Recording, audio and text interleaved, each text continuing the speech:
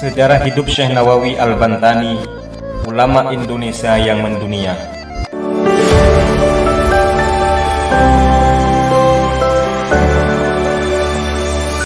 Salah satu ulama besar Indonesia yang mendunia adalah Syekh Muhammad Nawawi Al-Bantani. Selain menjadi intelektual Islam yang produktif, Syekh Nawawi Al-Bantani juga tercatat dalam sejarah telah berperan menggelorakan pejuang melawan kolonial Belanda. Jika dilihat dari nasabnya, Syekh Nawawi Al-Bantani masih memiliki pertalian keturunan dengan Sunan Gunung Jati, anggota Wali Songo yang juga Sultan Cirebon pada tahun 1479 sampai 1568 Masehi. Syekh Nawawi Al-Bantani lahir dari keluarga agamis di Desa Tanara, Serang, Banten pada tahun 1813. Ayahnya adalah Kiai Umar bin Arabi, ulama dan penghulu desa. Nama kecilnya adalah Muhammad Nawawi bin Umar bin Arabi Al-Bantani, anak sulung dari 7 bersaudara.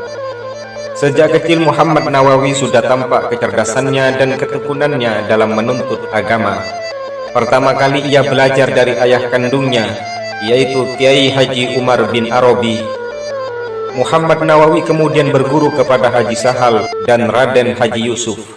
Setelah 6 tahun menuntut ilmu, ia pulang dan menggantikan posisi ayahnya sebagai pemimpin pesantren di Tanara. Kendati demikian, Muhammad Nawawi hanya bertahan 2 tahun mengajar di Tanara. Selanjutnya ia terinspirasi dari perkataan Imam Syafi'i untuk bepergian menuntut ilmu. Muhammad Nawawi pun bertolak ke Makkah yang masyhur sebagai pusat pengajaran Islam di Masjidil Haram. Sesampainya di Mekah, Muhammad Nawawi berguru kepada banyak ulama terkenal di Arab seperti Sayyid Ahmad An-Nahrawi, Sayyid Ahmad Ad-Dimyati, Sayyid Ahmad Zaini Dahlan, serta Syekh Muhammad Khatib Al-Hambali. Muhammad Nawawi belajar ilmu keagamaan di Tanah Suci selama 3 tahun. Selepas itu ia kembali ke kampung halamannya dan melanjutkan pengajaran di pesantren ayahnya. Menentang penjajahan Belanda, sekembalinya dari Makkah, Syekh Nawawi kian tegas terhadap penjajah Belanda. Banyak dari ceramah-ceramahnya menggelorakan semangat pejuang dan mengutuk kolonial Belanda. Akibatnya pemerintah Belanda dan banyak pejabat lokal yang bekerja sama dengan kolonial Belanda amat membenci Syekh Nawawi. Sepak terjangnya Syekh Nawawi kian diawasi karena ceramahnya dianggap bisa memobilisasi massa. Selain itu, Syekh Nawawi juga muak dengan sikap yang tunduk kepada penjajah dan melakukan praktek korupsi serta suap menyuap. Lantaran itulah, Syekh Nawawi merasa tidak betah tinggal di tanah air dan kembali ke Mekah untuk menuntut ilmu lagi. Demikianlah dikutip dari buku Sayyid Ulama Ijaz, biografi Syekh Nawawi Al-Bantani 2009 yang ditulis Samsul Munir Amin. Diceritakan juga bahwa proses menuntut ilmu Syekh Nawawi amat panjang, sekitar 1830 sampai 1860. Dalam rentan tahun itu, beliau juga belajar ilmu tasawuf dari Syekh Ahmad Khatib Sambas dan Syekh Abdul Ghani Bima, ulama Indonesia yang mendunia. Perjalanan panjang dalam menuntut ilmu itu menjadikan Syekh Nawawi begitu mumpuni, alim, ulama terkemuka di bidang keislaman.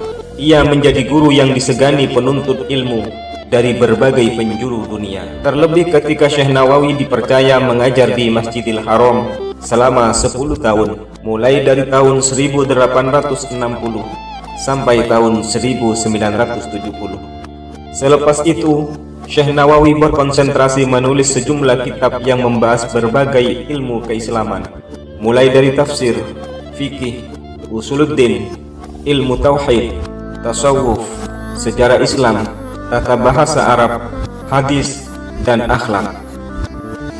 Karya-karyanya amat banyak, bahkan diperkirakan lebih dari 100 kitab keislaman.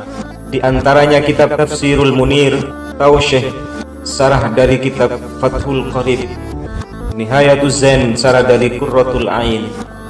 Usai mengajar di Masjidil Haram, Syekh Nawawi membuka pengajaran mandiri di rumahnya. Sejak itu ratusan penuntut ilmu berbondong-bondong datang ke rumahnya. Mulai pagi sampai siang, setiap hari setidaknya Syekh Nawawi memberikan kuliah Islam dalam 3 mata pelajaran yang disesuaikan dengan kebutuhan murid-muridnya. Guru dan tokoh bangsa, kendati tinggal di Mekah, Syekh Nawawi tetap memberikan suntikan semangat perjuangan kepada murid-muridnya yang berasal dari Nusantara. Hal ini terbukti dari sebagian muridnya yang menjadi tokoh Islam yang menentang penjajah Belanda, seperti Haji Wasid dan Haji Tubagus Ismail yang mengomandoi pemberontakan Cilegon tahun 1888. Murid kesohornya yang lain adalah pahlawan nasional Kiai Haji Hashim Asy'ari, pendiri organisasi Islam Nahdlatul Ulama, sekaligus juga pejuang kemerdekaan Indonesia. Setelah mengabdi pada Islam selama 84 tahun, Syekh Nawawi meninggal dunia pada tahun 1897 di Makkah, Arab Saudi. Di Indonesia setiap tahunnya selalu diperingati haul wafatnya Syekh Nawawi di Pondok Pesantren An-Nawawi di Tanara, asuhan Kiai Haji Ma'ruf Amin, yang kini menjabat sebagai Wakil Presiden RI periode 2019-2024. Kitab-kitab karangan beliau banyak yang diterbitkan di Mesir. Seringkali beliau hanya mengirimkan manuskrip dan setelah itu tidak mempedulikan lagi bagaimana penerbit menyebarkan hasil karyanya, termasuk hak cipta dan royaltinya. Selanjutnya, kitab-kitab beliau itu menjadi bagian dari kurikulum pendidikan agama di seluruh pesantren di Indonesia, bahkan Malaysia, Filipina, Thailand, dan juga negara di Timur Tengah. Di antara karya-karyanya adalah Nihayatuz Zain, komentar dari kitab Qurratul Ain, Tausyek Ala Ibnil Qasim, komentar dari kitab Fathul Qarib, Tijanut Tarari, komentar dari kitab Risalatul Bayyuri, Tafsir Munir yang dinamai Marohi Labib li Kashfi Ma'anil Qur'anil Majid, Sulamul Munajat, komentar dari kitab Safinatus Shalah, Nurul Dhalam, komentar dari kitab Aqidatul Awam, Kashfus Saja, komentar dari kitab Safinatun Najah, Muraqil Ubudiyah, komentar dari kitab Bidayatul Hidayah, Unqudul Lujain fi Bayaniz Zawjain, sebuah kitab yang berisikan tuntunan membangun rumah tangga. Ketika tempat kubur Syekh Nawawi akan dibongkar oleh pemerintah untuk dipindahkan tulang belulangnya dan liang lahatnya akan ditumpuki jenazah lain, sebagaimana lazimnya di Makla, meskipun yang berada di kubur itu adalah seorang raja. Saat itulah para petugas mengurungkan niatnya, sebab jenazah Syekh Nawawi beserta kafannya masih utuh. Karena itu, bila pergi ke Mekah, insya Allah kita akan bisa menemukan makam beliau di pemakaman umum Makla.